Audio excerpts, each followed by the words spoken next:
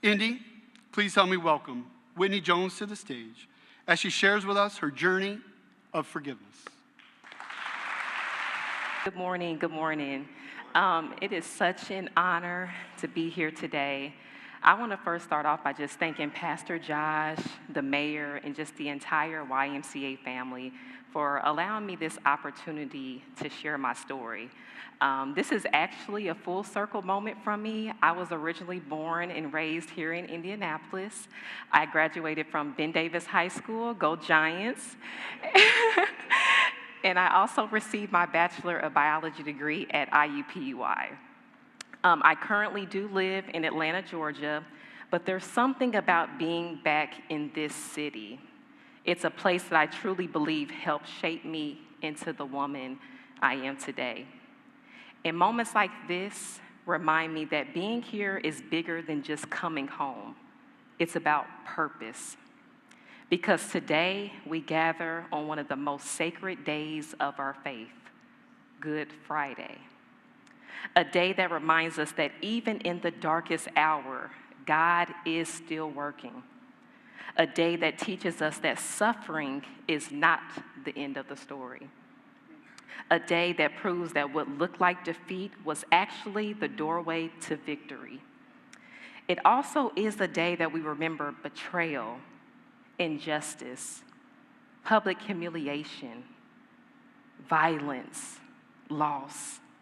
It is the day love was nailed to a cross. And yet, in the middle of unbearable suffering, Jesus said something that still unsettles us. Father, forgive them, for they know not what they do. He didn't forgive after the pain stopped, after an apology, after justice was served. He forgave while still on the cross. And that's the part of Good Friday we don't talk about enough. Because forgiveness sounds beautiful until you're the one who has to do it. It's easy to talk about forgiveness in theory, but it's different when someone has taken something from you that you can never get back. And this morning, I want to talk to you about that kind of forgiveness, the kind that costs, the kind that stretches your faith, the kind that doesn't make sense to the world. Because I didn't just read about forgiveness in Scripture, I had to live it. As we reflect on this day, I invite you to come with me on a journey through a story that challenged me, changed me, and revealed the power of forgiveness. I want to take you all back to July 20th, 1998. I was only 9 years old at the time, and I remember my mom, she woke me and my brother up. He was 3 years old, and it was probably 2 or 3 o'clock in the morning, and she said that it was an emergency and that we needed to get to the hospital as soon as possible. So I vividly remember us driving on the highway. It's pouring down raining. And we finally make it to Wishart Hospital, which is also known as Eskenazi. And we finally arrive at the hospital, and we're greeted by a doctor and a chaplain. And they spoke to my mom for a couple minutes, and then they took her into a separate room. And at that time, she was identifying my father's body. He had already passed away due to one gunshot wound to the chest. And they just needed her to positively identify him. And I remember when she came out of that room, she gave me and my brother a motherly look of, how am I going to tell my 2 children that their father is gone? And it wasn't until we made it back home, my mom, she sat me and my brother down and she explained what had happened. And the very last memory I have of that night is me, my mom, and my brother crying ourselves to sleep. And that was the first defining moment in my life, losing my dad, my best friend, someone who was a part of me. And after that night, I had to face a new question. What does life look like now? And so up until that point, life was great. We were your typical average family. One thing about my dad, he was so loving. He was so caring. He was so funny. and he was always the life of the party.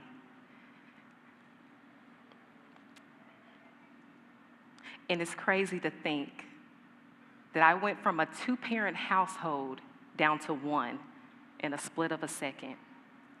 And I remember when I was growing up, I would remember the times that he wasn't here for, the birthdays, the graduations.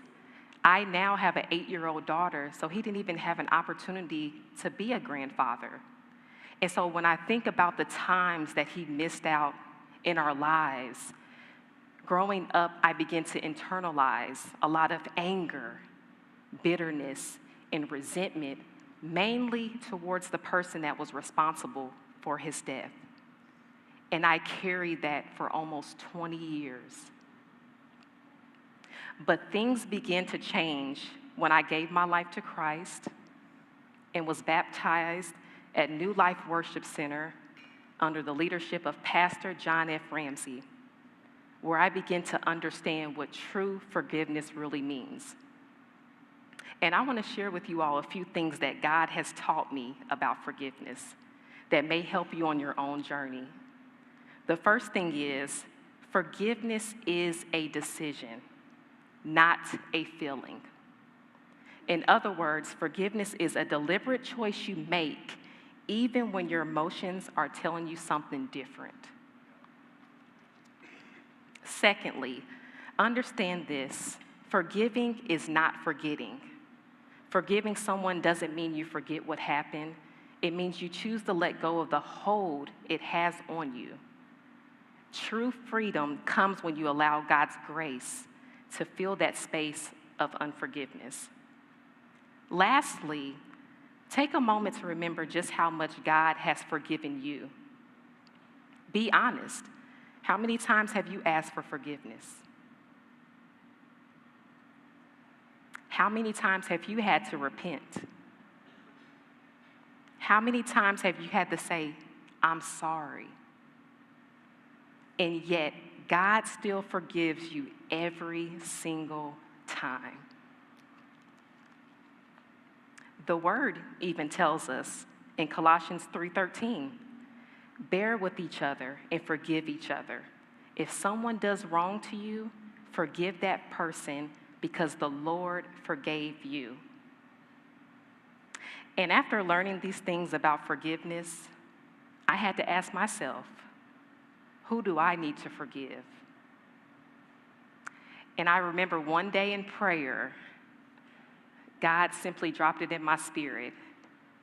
I need you to forgive the woman who was responsible for your father's death. And at that point in my life, this had been probably roughly 20 years later, that I was at a good space in life.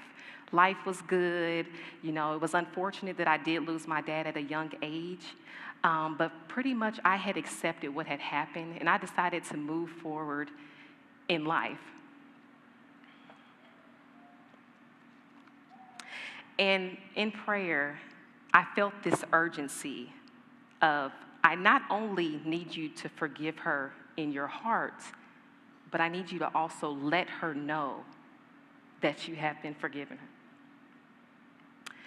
And so I remember telling my mom and my grandmother that I think it was finally time for me to reach out to the woman that was responsible. She was still incarcerated at the Madison Correctional Facility, which is actually based here in Indiana. And I looked up her information, and I took the first step. I wrote her a letter. And in that letter, I introduced myself. I said, my name is Whitney Jones, and I am the daughter of Raymond Jones. And I would just love an opportunity to hear your side of the story. And to my surprise, she wrote me back, probably less than a month later. And the first couple of sentences I remember about that letter was, you do not need to introduce yourself. I already knew who you were when I seen your name on that letter. And I had been praying for years that one day I would be able to connect with you and your family. And so we exchanged letters probably over a few months, and we began to form a friendship. And we got to the point where we stated, I think it's time for us to meet.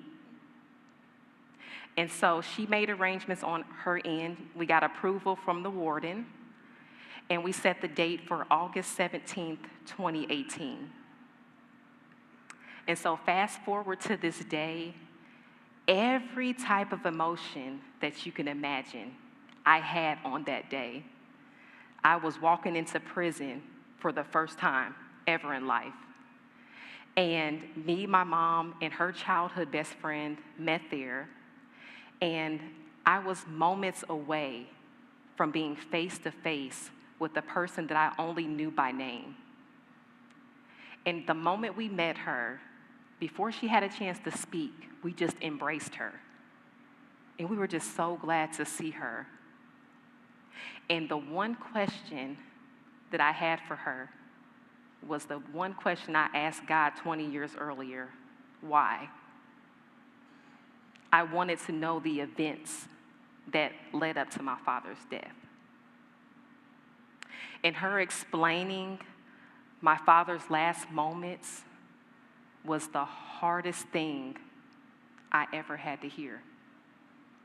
And I remember I broke down in tears, and I broke down in tears again. But this time, when I was done crying, I felt a sense of peace. And in the moment, I found myself reverting back to that 9-year-old version of myself, and all the emotions and all the pain that I had on that night, July 20th, came back to me on that day. But the difference now is I actually had peace. And for the first time, I had the closure I desperately needed. And it created a space in my heart to finally extend forgiveness. I remember leaving the prison feeling as if 20 years of pain had been lifted off of my shoulders. And for the first time in decades, I felt free. And many people ask me, how could you forgive someone who took your father's life? And I always respond by saying, if Jesus could forgive the people who took his life, then I can forgive the person who took my father's life. But today, I want you to see something most people never get to see. The woman who is actually responsible for my father's death is here today. Can you all please help me welcome Deborah Trice?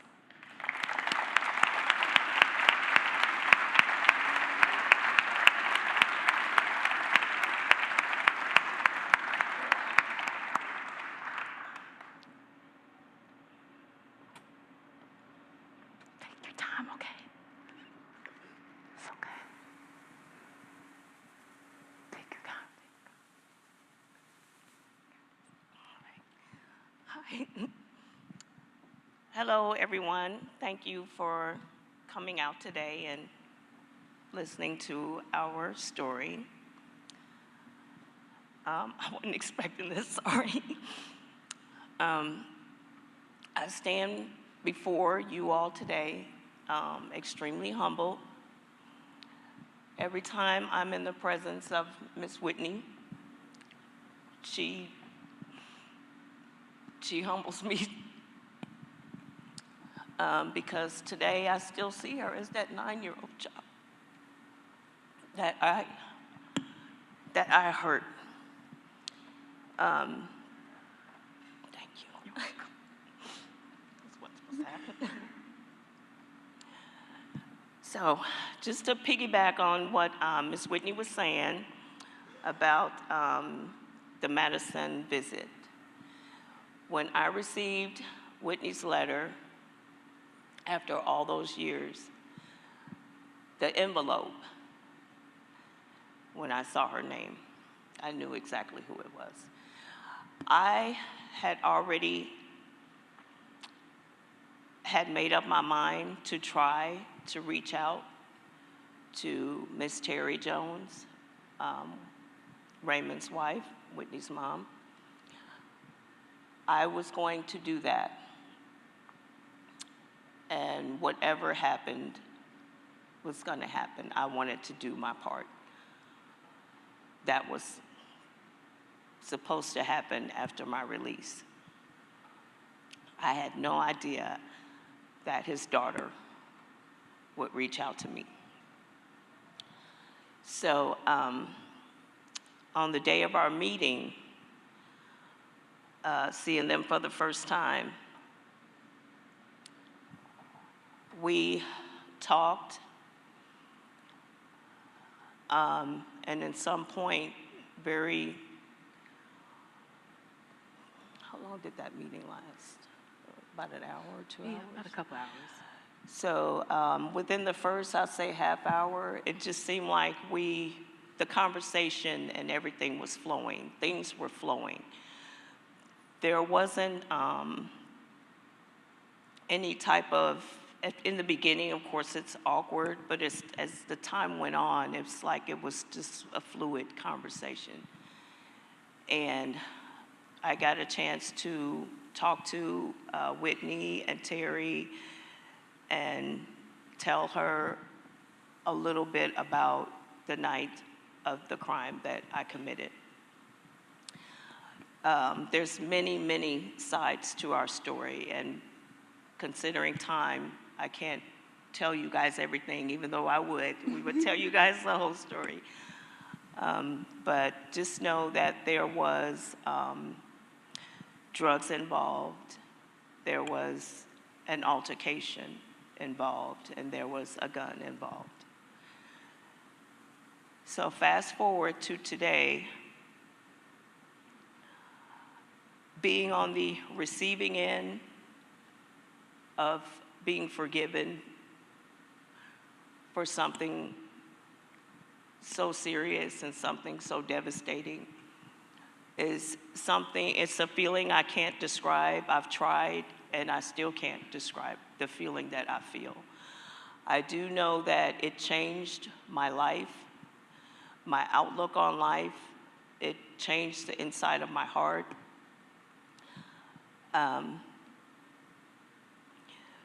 It's like, I kind of want to say this to the youth also that are in the room. When something like that happens to somebody and you're responsible for it, that heat of the moment type things, you don't see what's behind that person. You don't see their home. You don't see their children. You don't see their mother, their fathers, and their friends, and their brothers and sisters. But you will see it when you're on the stand and you're being in court charged with murder. You will see them then. And to look the people in the eye that you've hurt so bad, it'll knock you down. So, and I just want to say, Raymond and I, we both come from good families. Drugs got hold of both of us. And that's never a good combination. I haven't picked up a drug since 1998.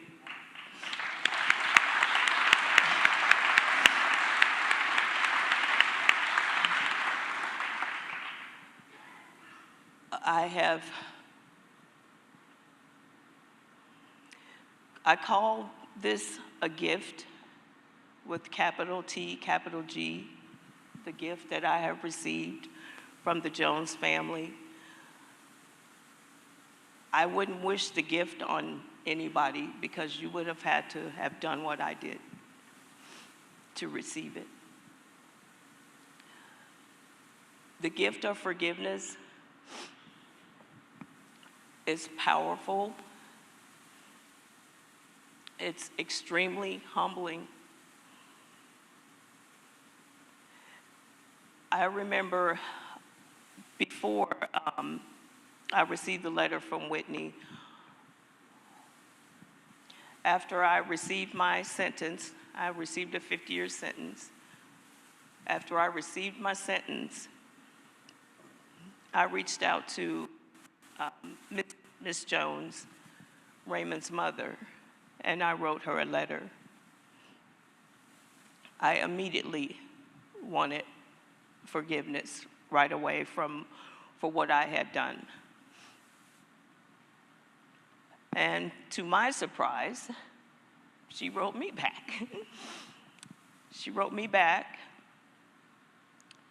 So Miss Jones and I think we wrote for like about 3 years, about that time, 3-some years. And I remember one day I'm waiting for her to return my letter, and I didn't get a letter. And going through the Indianapolis Star, there was her obituary. I didn't know that she had cancer, and she passed away. At that time, I still had years to go in prison, but when she passed away, I mean, I felt like I had lost, like, my grandmother or something. I felt the loss of her, and I didn't know how to feel that, but I remember her telling me is to forgive yourself, because I had expressed to her ill thoughts that people sometimes with long sentences get in prison. I expressed to her some of the thoughts that were going through my head, and she told me, you need to start forgiving yourself. So from that point on, I went on my own inside journey and figuring out what were the factors, how did I end up here? What happened? What happened to Raymond? What happened to me? So when I received the letter from Whitney, I was, of course, overjoyed. Actually, I didn't open the letter. I had my bunkie. I'm like, oh, it's Whitney. I'm like, oh my God, I don't know what's in it. I don't know. So I gave the letter to my side bunkie. I said, just read the first line. And then she read the first line. I said, okay, give it to me, give it to me. So, yeah, because I mean, you don't know if someone's going to hate you and, wish ill for you. You don't know that. But when we decided on the visit, and Miss Terry and Whitney walked in, it was a little intimidating. Actually, it was a lot intimidating. It was intimidating because I had no idea what to expect. At the end of the meeting, after we talked, actually we shared some laughs too. Mm-hmm. Forget what we were laughing at, but I just remember one of us cracked a joke. I don't know, but we laughed. And when they were leaving out the door, I had to go straight, and they were going this way. And I turned, and I looked, and I said, hey. And they both turned around, and I said, would it be weird if I said I want to see you guys again? And then that's when Terry and guess you guys looked at each other and said, we were just saying the same thing. So there's something there about seeing and hearing and standing before the people that you hurt the most. I've met Raymond's sisters and some of his sisters and brothers also.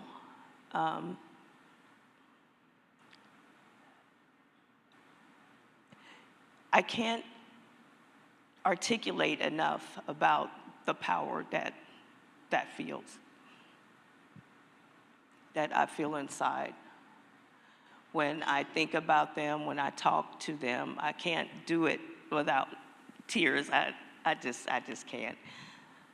So it's a wonderful feeling. It's I carry it with me, and I have implemented it into my life today, into my heart, into the things I say, the way I look at other people, the way I talk to people, and just the small things in life mean a lot to me today, just because somebody has forgiven me for something that profound, something that devastating, that hurtful.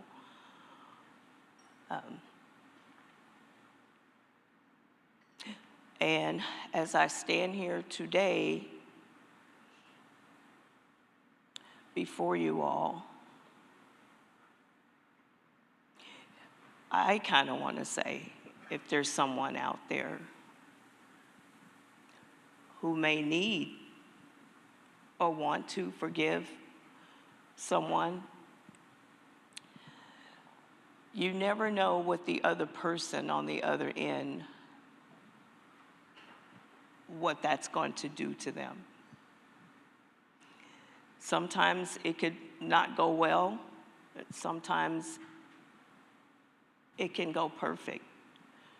And it will change you. It will change your heart. It will change a lot of things about you.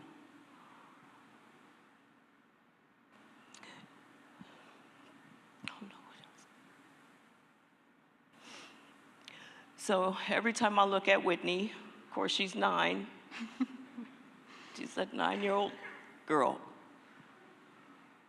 And I'm so proud of what you are doing in your dad's memory, the Raymond K. Jones Foundation. I'm so proud of you. And I want you to have everything that the foundation can do for you. I want you to have it, because you deserve it. Thank you. And that's all I have.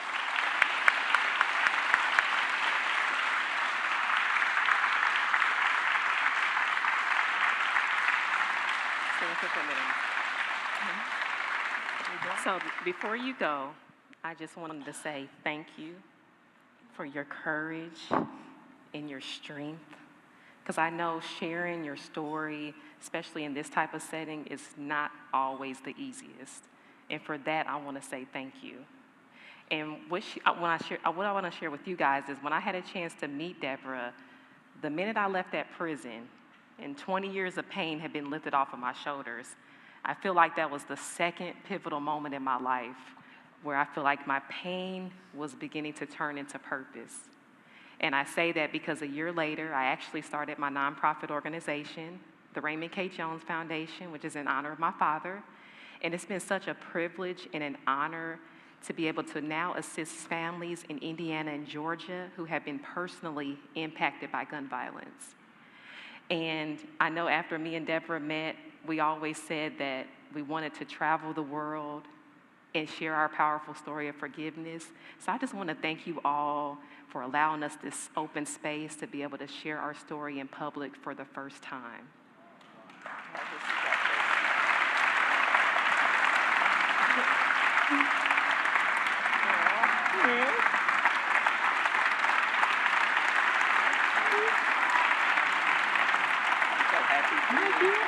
Thank you. So thank you so much again, Deborah. I'm going to go ahead and finish closing out, but thank you again. All right. Thank you.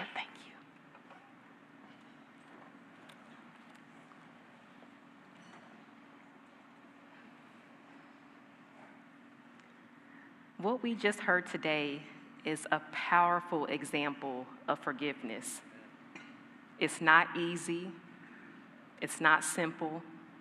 And that's why today I want to stand in the gap on behalf of the people who hurt you, on behalf of the pain they caused you, on behalf of the wounds they left behind. I want to say, I'm sorry. I'm sorry for the pain. I'm sorry for the betrayal. I'm sorry for the nights you cried and the questions that were never answered. So if you're ready to release what has been weighing on your heart, I want you to repeat after me in declaration. Today, I choose freedom. I release the pain. I release the anger. I release the hurt. And today, I choose forgiveness. And you may notice at your tables, there should be some yellow Post-it notes. If you can take a time and write down somebody's name that you know you would love to forgive. And when we leave here, if you could take a few seconds to write that person's name down, and what we're going to do is allow you guys the opportunity to come bring it to the cross. And we're going to let Jesus handle it from there. And as we remember what happened on Good Friday, we are reminded of something powerful. While nails were in his hands, while pain was in his body, while betrayal surrounded him, Jesus still said, "Father, forgive them, for they know not what they do." And if forgiveness can come from the cross, forgiveness can come from us. And today, forgiveness has the final word. Thank you all again. Thank you.